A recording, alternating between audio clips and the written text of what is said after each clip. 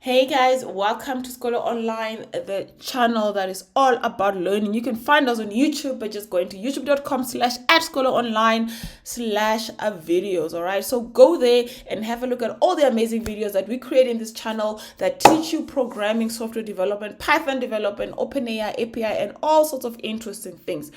In today's video, we're going to relook at one of the tutorial we did previously on OpenAI API assistants, right? So the assistants API, we're going to do sort of like a updating of that video specifically because the version has changed to version 2. So if you go through this video now, the code has broken, so you need to just update it with the code that I'm going to be showing you in this video here today. But before we get into it, let's just get through the admin of the video, of the course and the tutorial. Just remember to like this video and leave us a comment and interact with the video and discuss with us, and of course open up the discussion box at the bottom of the video. So if you hear me say I'm going to link something in the description below, that's where you'll find the links to useful things that we're going to be discussing in this tutorial, and of course our social media handles if you want to follow us there, and all sorts of interesting things. So let's get right into today's video, and this is what we're going to build. We've already obviously built this before, so this might look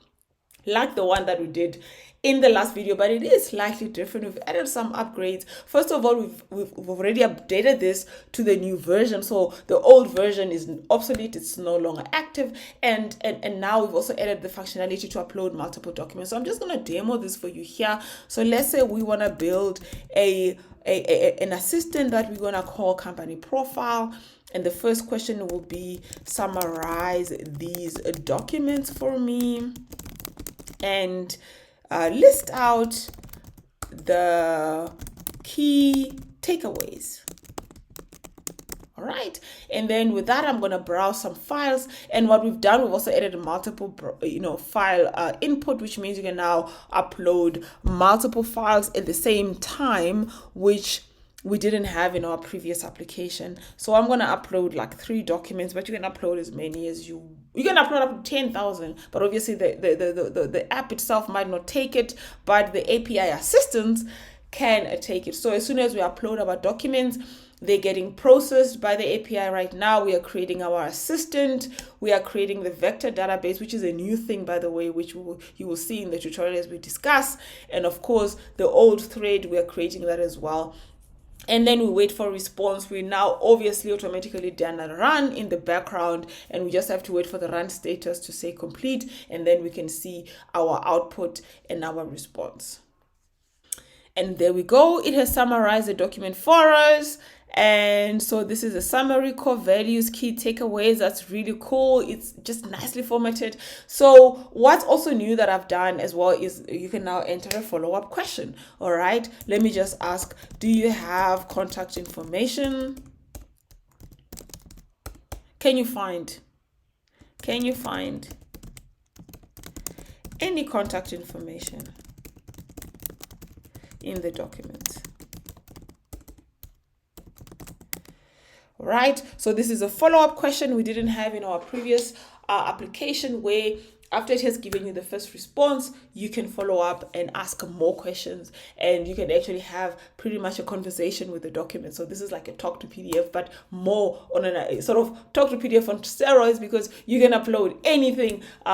There's many file types. You can upload up to 10,000 documents, and you can interact with them all at the same time. So the run is finished running. So the initial conversation is still there, and the initial response, and then you can see this is my last question, and then it's asking for contact information, and it's all day. All right, so this is really cool, and I'm going to show you exactly how to build this in this tutorial. So get your coding fingers ready, and let's get started.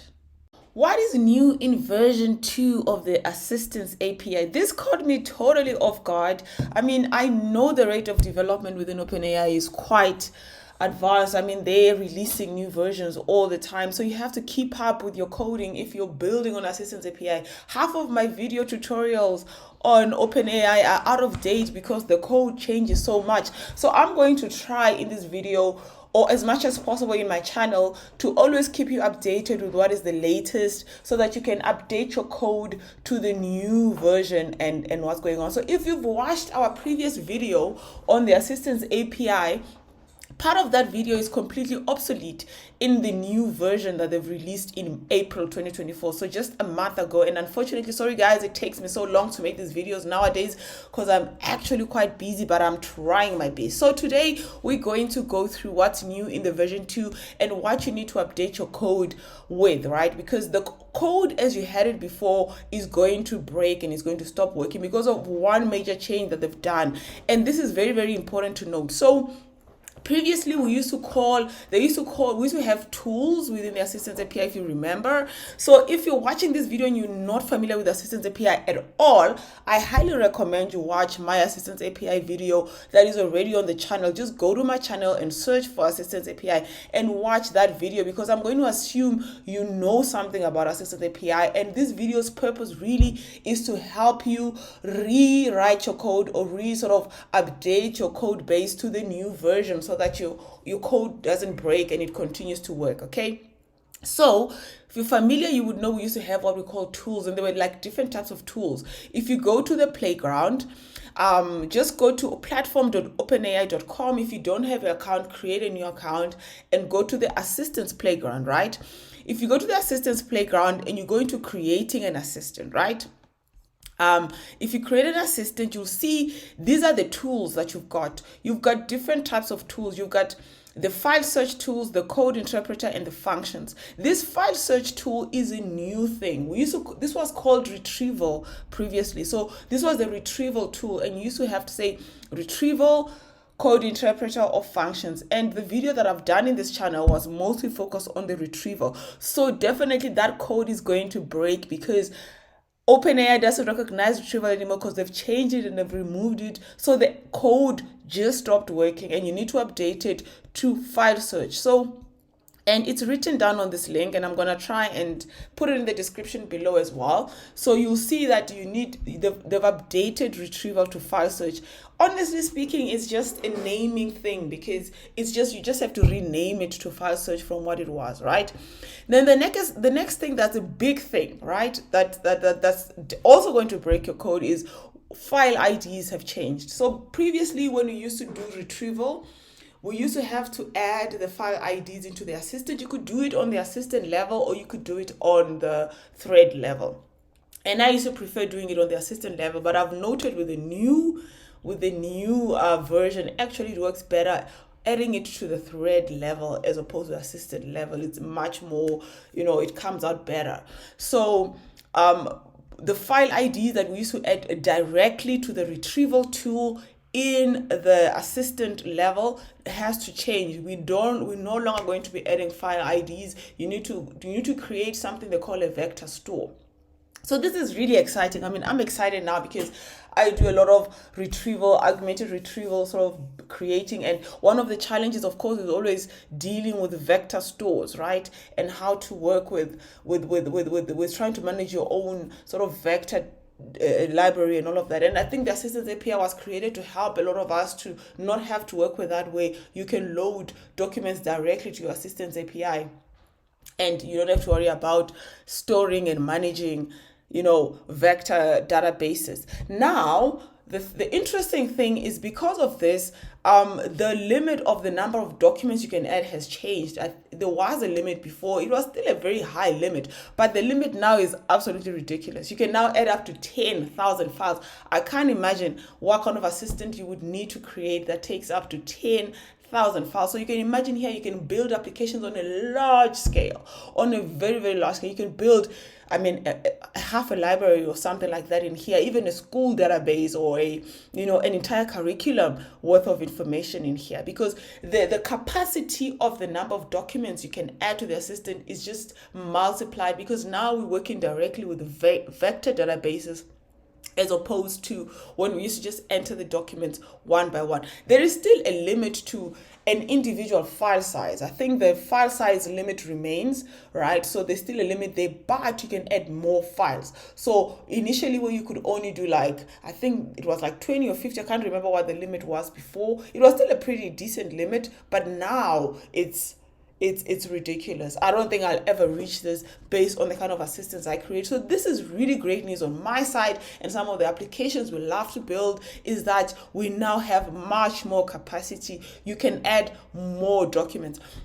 So this, on a high level, honestly, there's a lot of things they're talking about here, but on a very, very high level, if you need to update your code and need to rework an existing Assistant API code base, these are the three most important things that you need to take care of that has changed. So thank you for watching our channel. Remember to like, subscribe, and now we have summarized all that work for you. I'll tell you exactly where on the code you need to go to update these things, but these are the most important things you need to worry about. Is the naming convention with the file search, the fact that now we're working with vector stores as opposed to direct file IDs on the assistant or the thread level. All right, those are the things. Now the costing is also a little bit different, and maybe let's cover that. Right, let's go through that now.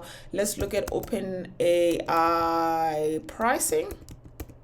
My favorite website. It's right at the top usually because I come here a lot, normally having to check, but I think it has changed. They've changed how this website looks from the last time. I mean, I'm here every other day, so they must have changed this just yesterday or this morning.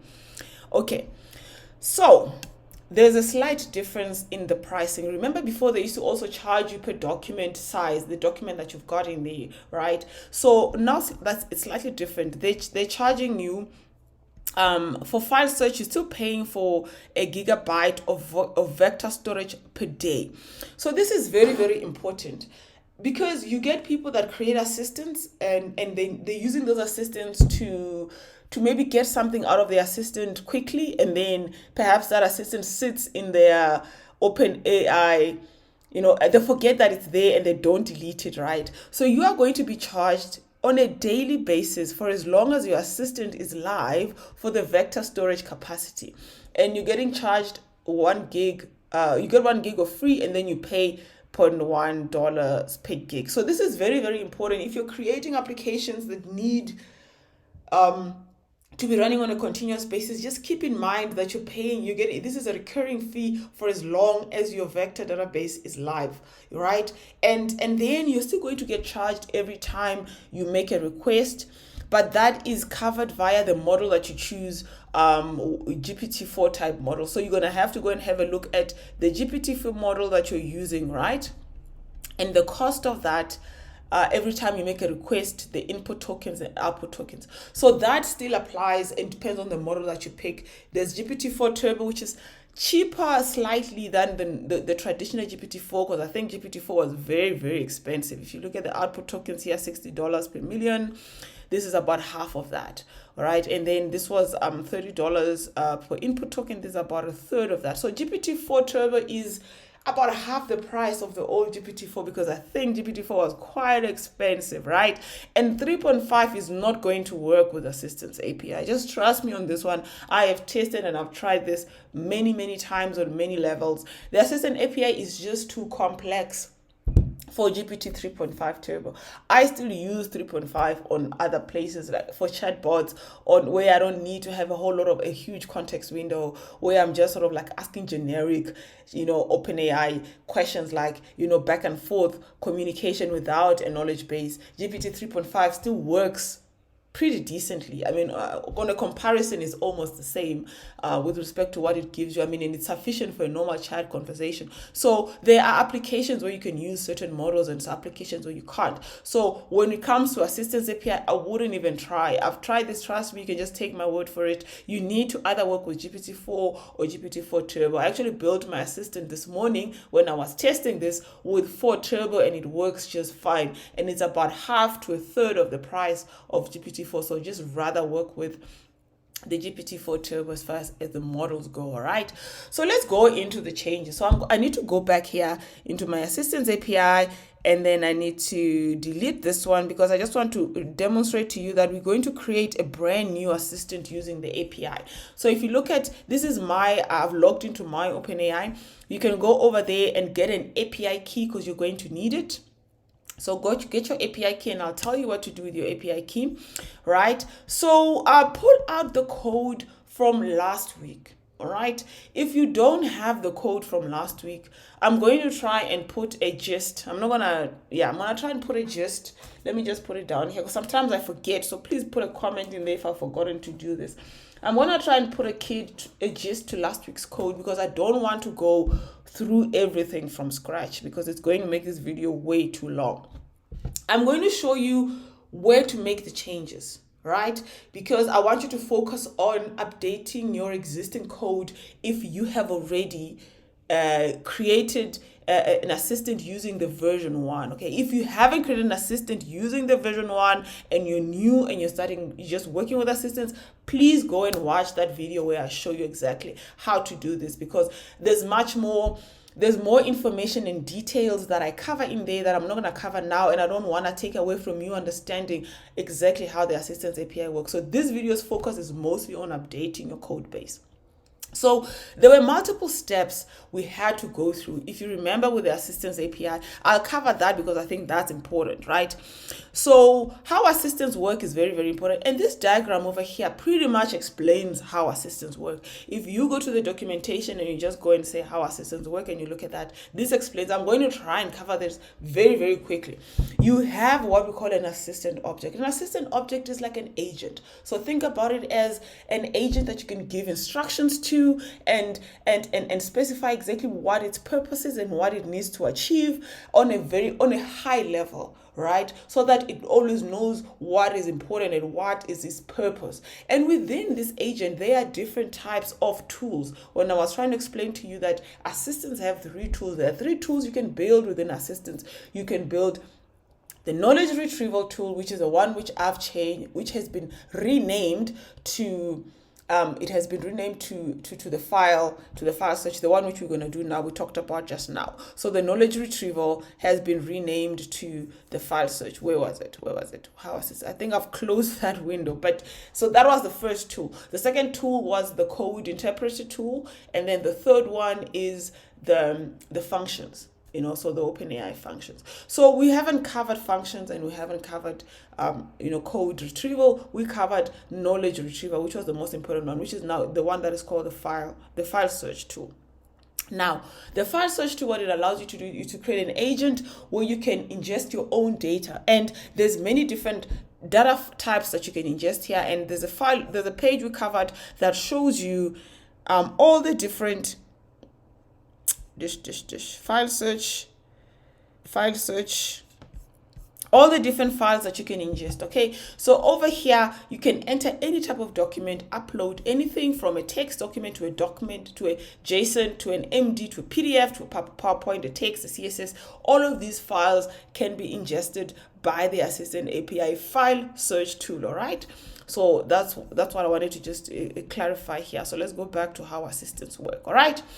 After you create an assistant, it's just an object that sits there and houses the intent of your agent. Once you've done that, you need to create what we call a thread. And a thread is like a conversation, right? So instead of managing conversations like in the chat completions API, where you have to manage your conversation thread yourself and make sure you feed it to the API all the time, on the Assistants API, the thread gets managed on the assistant side. So you need to create a thread. So a thread is a conversation instance for the same assistant. You could have one assistant with multiple threads. So when I start a conversation with this assistant, we could be talking about something, and then that conversation could go a certain direction, and then I could leave that conversation and create another conversation that runs parallel to that first conversation. So a thread is a conversation, and within the conversation you can also add more documents and more tools. So within a conversation, I can also add,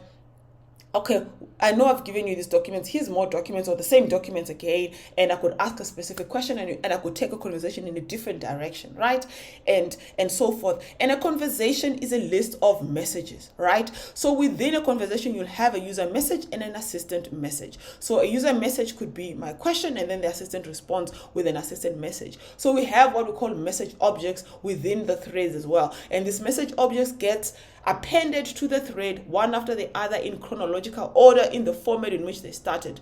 When you define your thread for the first time, you can specify more instructions, as if the same way you would specify them when you initiate your assistant, or even when you would have been doing chat completion. So there's an instruction place where you can give it instructions, and then you can continue with the thread, right? Now, the way the threads work is you append a message and then you run the thread. So as opposed to the chat completions where, the moment I append a message, then the assistant understands something is going on and then it gives me a response. It doesn't work that way with assistants. With assistants, I need to create a thread, add messages to that thread, then take that thread as it is and put it into what we call a run. So we're going to run it so that it then goes and looks and applies the model to the thread and then gives you a response. So think of this as a list of messages, the same way we used to do it with chat completions, and then you run it. So they've split these steps up into its building blocks. And then when you run your list of messages, you wait for the assistant to give you a response, and then when the assistant gives a response, it's just going to append the thread with its answer. So there'll be another message that was not there before. So you need to just keep polling the thread to find when the latest message comes up when you do the run, and then you get the answer. The tricky part and the interesting part about these runs is that they can fail. So you could do a run and then it fails, or you could do a run and then it asks for more information, or you could do a run that succeeds. So there are statuses to a run. When you do a run, you also have to constantly check the status of the run. Did the run succeed? Did the run fail? What happened with the run? And then when the run has succeeded, then you go and you look for the latest assistant message. So there's quite a process with the Assistants API. Hence, you need to go watch my last video. I don't want to cover all of those details right now, right? But on a high level, that's how assistants work. Now, the run part hasn't changed. It hasn't been updated. That's exactly the same way. So our run model that we did before, the way we built it and we're able to wait for the run to complete and check the status, all of that doesn't change. How we create threads and add messages to threads hasn't changed. Pretty much what has changed is the assistant itself, and how you create it, and then how you define the files within, as opposed to file IDs, we're now going to be using vector stores. All right. I think that's enough. We can get straight into the code. So there were different functions that we had, if you recall, right? There was the function for creating an assistant, and this function, it just covers this part where we just create an assistant and we get an assistant ID back that we can work with. And within this file, with assistant file, we would call the OpenAI class. We would define the model that we're using, and we would define the tools. So the tools used to be retrieval, and would create the assistant object, and this gets created instantly, and you get an assistant ID and you're done, right? Then after we've done that, then we would go into creating the threads, all right? So now this part was the part where we would create and save a file. So this actually comes a little bit ahead of that, right? Because we would create the files separately. You could upload files directly to OpenAI as files to just sit there, right? And then you get the file ID. So this function, you could argue that it comes first. Not that it matters in this file in which order they are in, but for just logic, you would create the file ID, you would upload the files first with the file location. So all you need to give it is a physical location in your computer where the files are located. And then once you do that, you would then upload the file, and then you would get the file ID. Normally, I love to remove the location when I'm done with the file because I don't want to clutter my computer with everything that I'm doing, right? Once you're done with that, then when you create the assistant, you just feed the file IDs into the assistant, and the file IDs get added there after the tools as file IDs. So this is the part that is changed, right? I'll show you how this changes. And then after you've done that, then the thread, you would go and create a thread. But to create a thread, you need to have an assistant ID, right? No, actually you can create a thread without an assistant ID. So you need a prompt, right? And messages to create a thread, right? So and then we would go and create that thread, and then after we created the thread, then we would run the thread with the assistant. So the first time you obviously create a thread, you are starting with a prompt and maybe a system instruction to create that thread. You can give it instructions when you're creating the thread. But once you've created the thread and the thread exists, all you need to do is to add messages to that thread. And then after you've added messages to the thread, then you would run your assistant. So let's see the thing for adding messages to thread. There it is. So technically this function needs to actually come. Start assistant thread, you need to start the thread over there, and then after you've started the thread, you need to then go and add messages to the thread. And to add messages to a thread, you just need a thread ID that you've created over there, right? So you need to add that thread ID and another message that you want to add to that. So this prompt is actually the next message, the user message you want to add to the prompt. And then you get your client, and then you create a thread message, right? And then the thread message that you create, you add it to the thread ID, and it's a user message. So if you wanted, you could also add an assistant message. By the way, if you wanted to help the assistant understand certain things, you know how we used to do, where you could create your own assistant response, so that the assistant gets a feel of the kind of responses that you want. So you sort of like, it's almost like a training, a little mini training in there. You could do that. You could add multiple messages.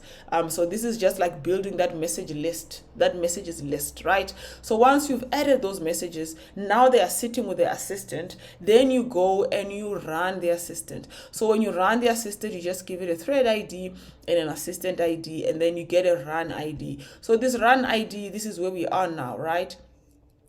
So we've added the messages, then we are on the run. And when we are on the run, then we need to then check run status consistently to see what's going on, because a run can fail, a run can succeed, a run can request more information and pause, so a run can have multiple options that come out of it. So you need to check the status, and once you get the status that says the run has successfully completed, then you go and you retrieve the thread messages again. So now once the run finishes, this run status does not give you the answer from the run. You just check the status, and when you see, the status is completed, cool, then you go back and you check your thread messages, because now if the run is completed running, the new thread message would have been appended to the end of the threads. So you then go there and you check the thread message, and you get the last message in the thread.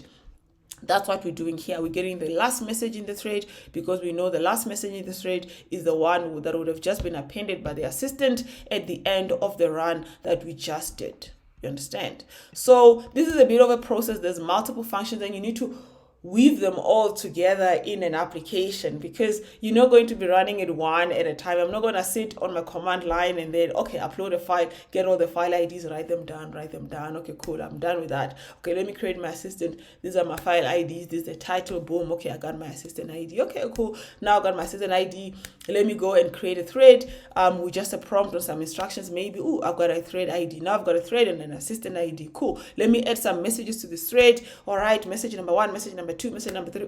I've added the threads. Nothing gets returned here, because this is just pending messages, the thread. Okay, cool. Let me run my assistant. Let me get my ID. Okay, let me check the status of the run. Okay, it's done. Let me retrieve. You understand? You're going to have to build this into an application that sort of checks what we're doing. And we did this in this channel. And I built this into a Streamlit application. If you recall, right, we had a Streamlit application where we were threading all of these together so that it could just have something that works, right? And of course, the Streamlit is very, very simplistic, straightforward, non-production level application, just to show you how to thread these functions together, right? In reality, maybe you might want to do this in a proper web platform like a Django or a Flask, but it would be the same process. If you saw how we did it on the Streamlit, you could just basically use the same logic and build it in any other application. The point is to now thread all of these functions so that this checks for that, and then you can do the next one, and then you can check the statuses, and then you can wait for the responses, and so forth. And I was very happy to see that they've added a streaming response on the OpenAI run. Okay, so you can actually get your as the response gets created, you can stream your response, which is really cool. But I haven't built that in yet, because that's just the next level. And I'm sure once you figure out this way, you can figure that you can add that streaming yourself and challenge your mind a little bit, right? So let's go into what we need to change. Right. The uploading file into OpenAI pretty much stays the same. We don't need to change anything here because we still upload a file. The only thing that's different is after uploading a file, instead of adding that file directly to the assistant, we're gonna add it to the vector store. But uploading the file itself is exactly the same. So this function, we don't touch it at all. It remains exactly as it was. We don't change anything. Now creating the assistant, this is what we're going to change. The first thing I want to change is the model, right? So always when you're building these OpenAI models, they change every day. So within your code maintenance schedule, I would highly recommend even every 2 weeks. Every 2 weeks, put it on your to-do list as a recurring task to constantly check the latest models, because these models change so quickly and the pricing changes almost every day. I looked at this pricing page this week and it's already different. So what I would recommend, every 2 weeks, update your models to always work on the latest models and so forth. So if I look at my models and I come to my documentation over here, just go to documentation and go to models and then have a look at the latest models over there, and you can see now there's GPT-4 Turbo, which is also new, and you can see the context window has increased quite significantly from the old GPT-4, right? GPT-4 Turbo, and this is also cheaper if you look at the pricing, right? It's slightly cheaper, and the training data is up to December 2023. So this is up to end of last year, and I think the last GPT-4 models was up to April, isn't it? So the context window has increased as well. And then you get different GPT-4 turbos here. You've got the preview one and the vision preview, but GPT-4 Turbo, right, also includes vision, right? So the latest GPT-4 Turbo, it has vision capability. So if you wanted to do like a GPT-4 vision, I know I'm straying off the topic here, you could use the same model. So this is really cool, because before you had to change between the GPT-4 models. You had to choose the normal GPT-4 model and then go into the vision model and all of that. So now you can actually use the same model, and whether somebody asks about a question, then it will respond differently because you can use the same model now. So I'm definitely going to change this model to that. All right, so just go and update your model to GPT-4 Turbo or whichever one you feel like you want to work with. You could still go into the preview models if you want, because the preview models don't have vision. Maybe it will be faster to get a response. I haven't tested that, but I just decided to work with the Turbo on my side. So the tools as well have changed. So instead of type retrieval, you need to change the tools, and for that I need to just go into my assistants and just double check my. So if you go to assistants and go into a file search, and under file search, just look for that tool over there. You can copy it exactly like that and paste it there. So instead of retrieval, it needs to say file search. So that's the second thing that needs to change. And now this assistant, the way we're building this assistant, where we added the name, the instructions, the model, the tools, and the file IDs. So you need to remove these file IDs at the bottom. So we're not adding file IDs anymore, right? So I'm going to remove the file IDs completely, and instead of file IDs, we need to enter vector ID, right? So let me just find this.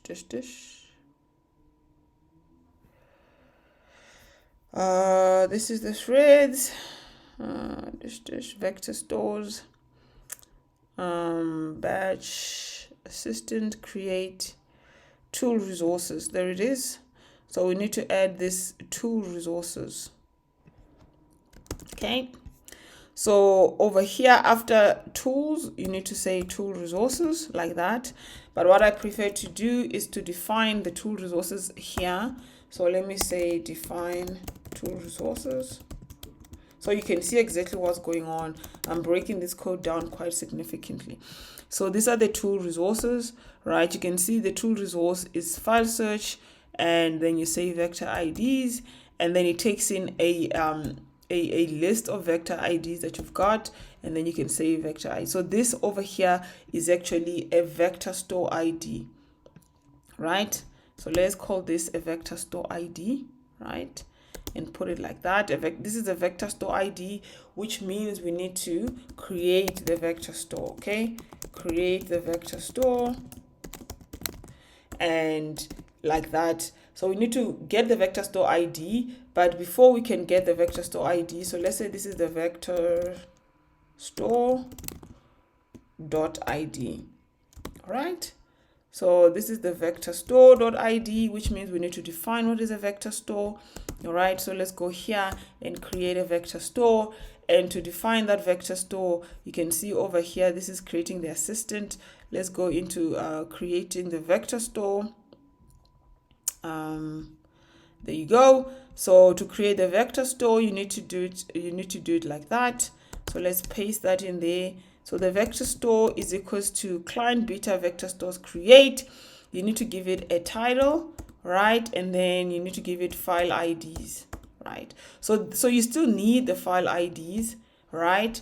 And the title. So over here, because we already have a title coming into this function, we can use the same title for the vector store, that, because for me, otherwise you can also rename it, but for me, for simplicity, I'm just going to use the same title over there. And then the file IDs, I'm going to use these file IDs because we already have file IDs. Remember, we got them from over there. So, and this file IDs is a list. I'm just going to put the same file IDs there, and then you can create your vector store, right? So just like that, client beta vector store create, you have the title, the file IDs, and then you get the vector store ID like that. And then this vector store ID goes in there into the tool resources. And then you take the tool resources and you feed that into your assistant. And then you say tool resources is equal to tool resources. This is all the changes you have to make into this file. Very, very simple and very straightforward. So the file can remain. You can still input the exact same. The file will take exactly the same arguments it was taken before. You're just going to add an extra step in there of creating a vector store. And then I think it's important to remember what your vector store ID is, specifically because you might want to use it also on the thread, because you can also attach the vector store to the thread. So what I'm going to do is that I'm going to say vector store ID, we are sending it back as well, right? So that you can return the assistant ID and the vector store ID so that you can save it for later use. And at least you know what your vector store ID is. Otherwise, it would get lost in the context here. So that's all the changes you need to do, right? And I'm going to update also the thread a little bit by adding the vector store ID here as well, right? But I've already rewritten these functions and I don't want to make typos and things like that. So I'm going to just show you my completed files, but it's pretty much what I've done here. So I'm going to close this and I'm not going to save it because I actually want to keep the old version for you guys so that I can show you a starting point next week. So this is my updated file. I just renamed it to version 2 and I've tested this so I know there's no typos in here. Otherwise, it's exactly what I discussed with you now. So you updated the model to GPT-4, you changed the tools to say file search, and then you created the vector store and it's client beta vector store create, and you add the title and the file IDs, right? And then after that, you create the tool resource. And so this is pretty much what I had done there before and showed you. And then I want to return the vector store ID and the assistant ID together, right? Then after that, the file is the same. And then creating the thread, I've made a bit of a change to this code as well. So I've defined tool resources, which was not there before. So the initial thread function was just taking in messages. It was just client beta to create messages, which you can also do it like that if you want. You can just take in the messages as it is, right? But I'm going to add tool resources. So the thread ID can also take tool resources, which is the same tool resources you're adding here. So you can append your resources to your assistant and append it to the thread. It's not necessary, but from my experience and testing and playing around with this, I have found that the assistant sort of performs better when you also add the same tool resource to the thread, so that the thread is also refreshed with the tool resource, even though it's exactly the same tool resource. I found this gives a better performance and better answers. Sometimes it forgets what documents you're talking about, and I don't know why, but then I find it performs a little bit better when you do that. So then we added the tool resource there as well. So that's the only change we've made to this assistant function is that we've defined the tool resources and added it there, which you could also just pasted this in here instead of defining it and adding it. But I think for simple, to just make this clearer, I did like that. Then the rest of the code remains exactly the same. The rest of the code remains exactly the same. So if we go to our Streamlit function, the Streamlit function is now where we are threading all of these together, right? And I will also give you the code to this Streamlit function, but it's exactly the same as what we had before. I pretty much did not change the Streamlit function at all. There's a few changes I made, and I'll tell you what those changes are, because now and the changes have got nothing to do with the assistant code.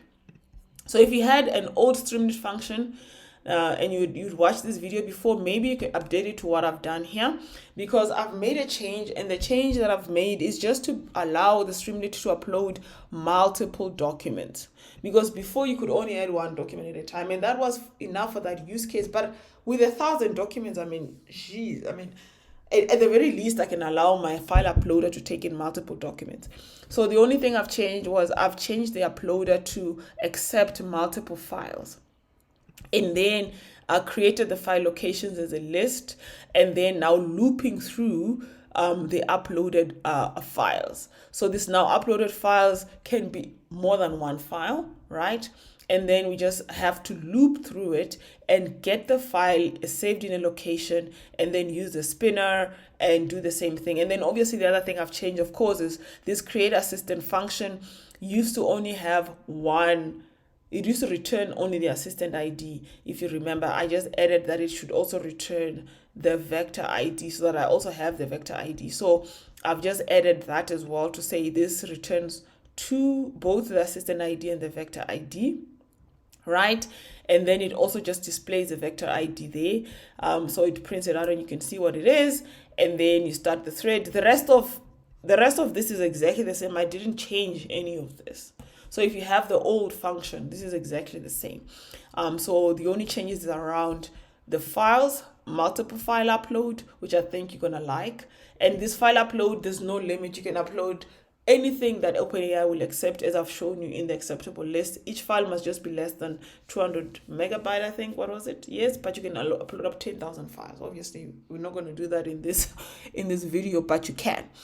And then pretty much, we loop through and upload the files, get the file IDs in a list, and add the file IDs in there. And the file IDs was always a list, by the way.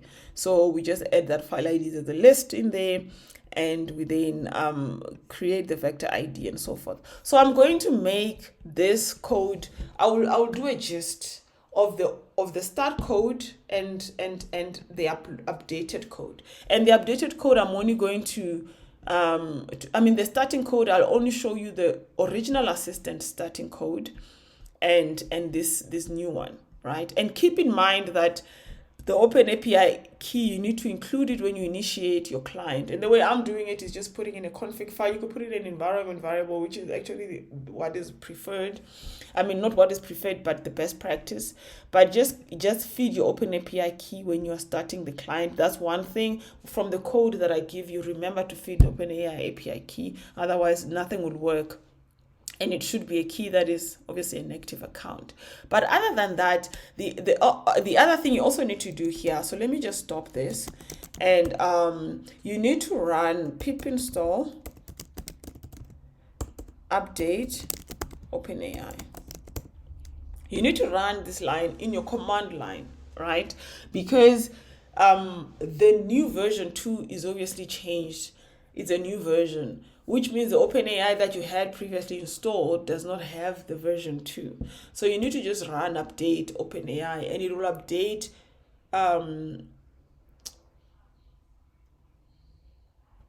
what is this?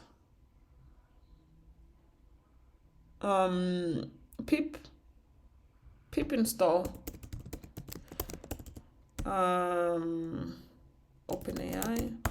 I know you need to do update. I probably just got the code wrong. Yeah, upgrade, not update. Okay, sorry. This is upgrade. Okay, so it's pip install upgrade, not update. OpenAI. Sorry, it's just a typo. You know, sometimes when I'm in front of a computer, I run these codes all the time. It just slips my mind. Hence, I like to write down my code before so I don't forget these kind of things. But yes, it's upgrade. And then the whole point is you need to just upgrade your version of OpenAI to the latest one so that you can be able to work with the updates. Otherwise, if you did exactly the same thing, it might not work, but it's just that your library, if you're working off a library that you were working off before and you had already installed OpenAI, you're working off an older version of OpenAI. So you need to just update that. That's important. So once you've done that, yeah, you're good to go. So let's run our files. Let's do Streamlit. Let me actually just, me and my typos. I'm going to just try and find Streamlit run, okay? I'm going to run the Streamlit file. All right, and then we're going to just copy where I'm running my Streamlit file from. Let's just run it, and there it is, right? If I show you exactly what our Streamlit file was doing, I know that you should have, like I said, you should have watched the previous video, because a lot of this is going to confuse you if you're watching this video for the first time. But on a very, very high level, we are taking in three things: the title of the assistant, we are taking in the first question we're going to ask the assistant, and then we are uploading the files. And as soon as we upload the files, as soon as the file upload is complete, this checks for the uploaded files being complete. It then saves the files to OpenAI using the save function. It gets the file IDs. It appends them to a list. It then creates the assistant using the file IDs and the title, and then it gets the assistant ID, right? Then it just writes for me what the assistant ID is and so forth. And then after that, it goes and creates the thread with the vector ID the same way I showed you. Then after creating the thread, it then creates a run with the thread. And the run that it creates is a run with using the thread ID just created and the assistant ID, if you remember that. And then it stores the run ID in there, and then it just regularly checks the run status. If the run status is not complete, it waits like 30 seconds, and then it checks the run status again. So this is a loop until the run status is complete. Once the run status is complete, we could even shorten this now, because I know it works a little bit faster than 30 seconds now. We can make this 10 seconds and check the run after 10 seconds, but I'm going to just leave it at 30 because I've already written my function. And then it retrieves the thread messages, and then it retrieves the answer, and then it displays what the answer is, and then that's it. So this is just one loop running. So you can copy and save these things somewhere in a database, because Streamlit right now I'm not connected to any database. Ideally, what you'd want to do is save your thread IDs and your assistant IDs, specifically the assistant ID, the vector ID, and the thread ID. You want to save that to a database, and then later on, then you can allow for people to then just continuously ask more follow-up questions, and then you can then create a new run with the same thread and assistant ID and so forth. You understand? So this function right here, it just does one loop, one run. It prints everything out for you. It shows you that the assistant has been created. It runs. You can then I've given you all the tools you need. You can use the same logic over here to then accept more messages, right? So you could have in here that you can accept the next, you can add the next,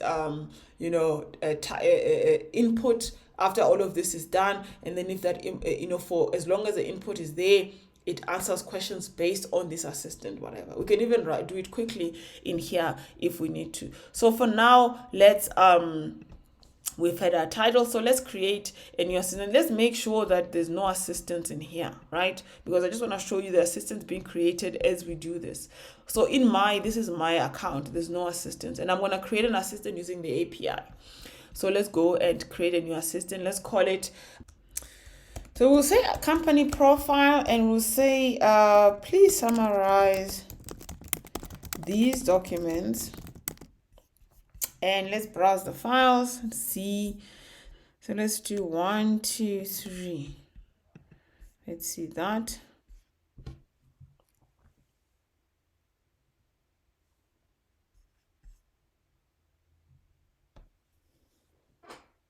And as soon as the documents get uploaded, it starts to process the assistant. And there's your assistant ID, thread ID, run ID. So the run has already started. and now we are waiting for the response of the run, or for the run to complete. So it has done all of these here of uploaded the documents, added the done the run, and so forth. All right, so let's just wait. So this might take a while because it waits for 30 seconds. You could reduce that waiting period and see if it's gonna get responses a little bit faster. And there's my response. All right, so these documents, the documents I've uploaded pertain to 2024 company profile of Dati Software based in Johannesburg.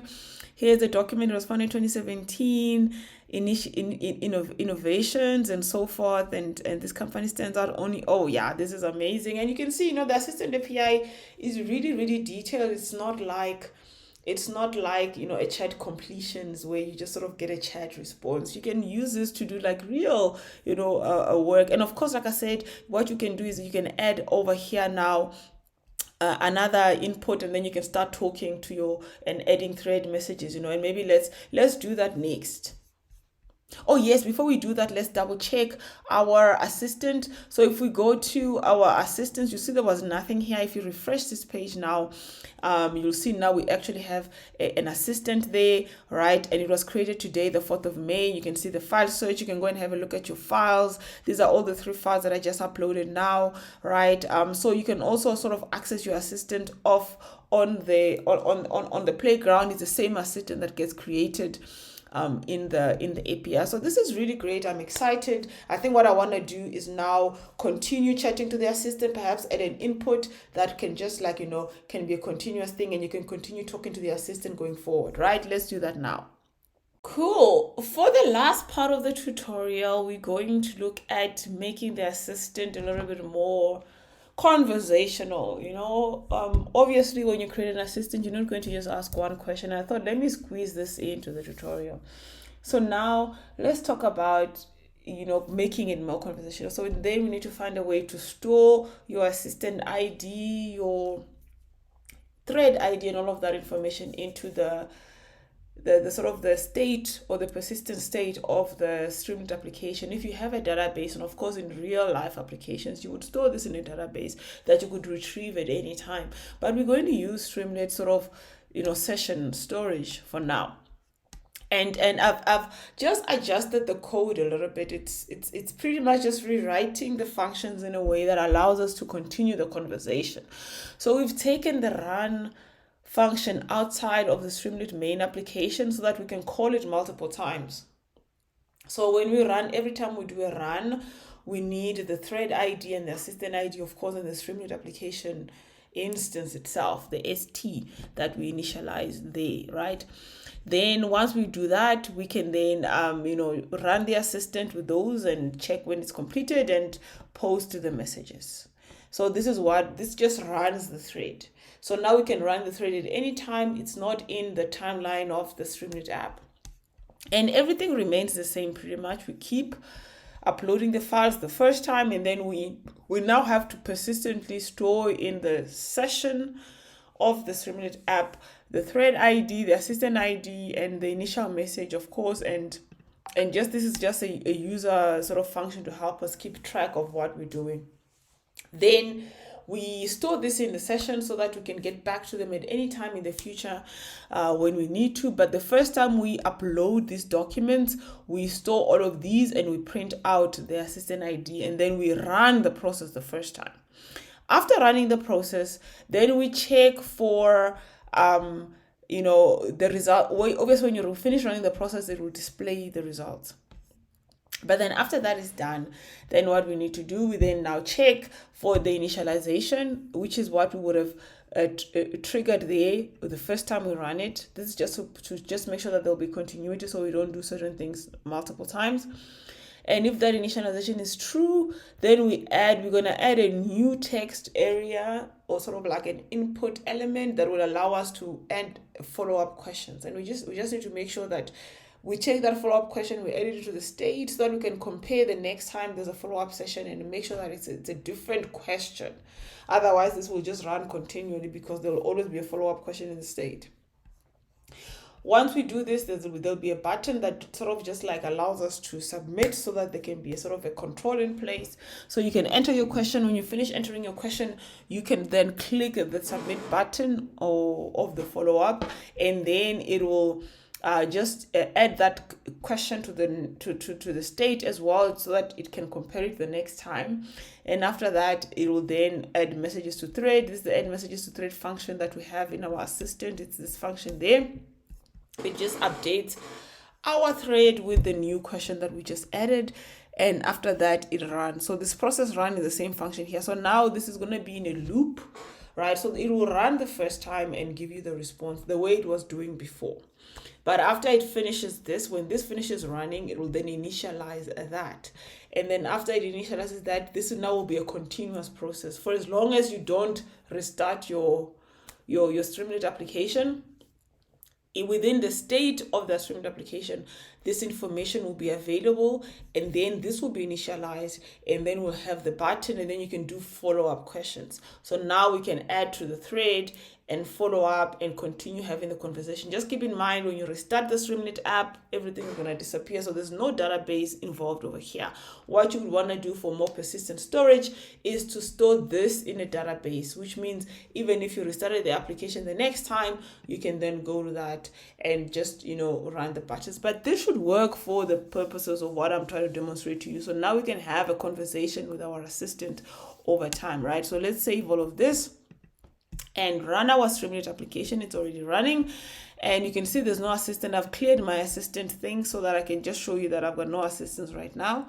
And then we're going to go into our Streamlit application. Let's just restart it and start it on a fresh new start, and then we're gonna go. So you're gonna use the exact same the data that we're using before. We're gonna call this again the company profile, and then I'm going to say tell me more about this company, and then we're gonna load our documents, multiple documents, as we now know that we can. Let me just find them. There's our documents. Just load these three, and so everything will happen like it did before. The upload will go through, and then it will upload these three documents one at a time, and then it will start to process the file and set up the assistant. So this is the first run that happens automatically after. And then there you go, your assistant vector and thread ID get displayed. So this is what we're doing over there. So this is now we're running the run for the first time. So this is the prints that we're seeing over there. So this will take at least 20 seconds. I've reduced that timing from 30 to 20, but you can reduce it as much as you want. And there you go. So this is telling me about the company. So Data Software is a company focused on pioneering innovation. All right, that's all right. And then so I can do the follow-up questions, right? What are the key takeaways from the company profile document? Right, and then I can submit the question, and then it runs the assistant again. So the next time around, you'll see it's doing now a follow-up, waiting for assistant response. It's doing the run again. So now we are building on the assistant thread. We are now asking follow-up questions, which will build on the last question, and we can now continue with it. For as long as you don't restart the application, you can ask as many follow-up questions as you want. So when you do the follow-up, what you see here is now it's printing the whole thread, because that's what I made it do. So the first question was just tell me more about the company. So that was the first response. And then obviously I asked rather the key takeaways, and then it listed the key takeaways, awards recognition, mission goals, everything. And again, I can ask another follow-up question. So maybe what you might want is, after asking a question, you want to clear the text input. So you can ask the next question. The next questions is, are there any contact information available on the documents? How can I get in touch with the company? All right, and we have to use the button. and it's gonna go in and do the same thing. So you can now ask as many follow-up questions as you like. It'll continue building up on the previous conversation. So this is really cool for being able to build, back to forth with your assistant. Just keep in mind, in a real application, you would want to actually store, because you can see all we need for our run is a thread and the assistant ID. So the only thing you actually need to store in your database as soon as you are done with the first step of creating the assistant is just the thread and the assistant ID. For as long as you've got the thread and the assistant ID, you can continue this conversation, right? And there you go. Sorry, I'm showing my contact information online, but this was in the document. Are there any? And you can see it found all of these in the document, and it's giving them to me, and all of that. All right. So this is really, really cool a way to build an assistant, and I hope you enjoyed this tutorial, and you can take it a step further. I've given you the tools. You can put this in a Django application, in any other web type app which has got more persistent storage like a database, and then continue building from there. But thank you guys for watching. This was so much fun.